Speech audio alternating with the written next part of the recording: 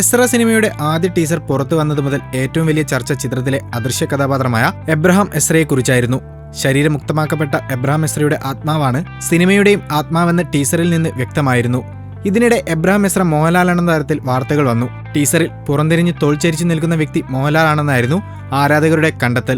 സംശയം ശക്തമാക്കി വിക്കിപീഡിയയിൽ എസ്ര കാസ്റ്റ് ലിസ്റ്റിൽ മോഹൻലാലിന്റെ പേരും വന്നു. ഇത്തരം അഭിമുഖങ്ങളോട് ആദ്യമായി പ്രതികരിക്കുകയാണ് സംവിധായകൻ JK. മോഹൻലാൽ സിനിമയിലുണ്ടെന്ന വാർത്തകൾ JK നിരസിച്ചു.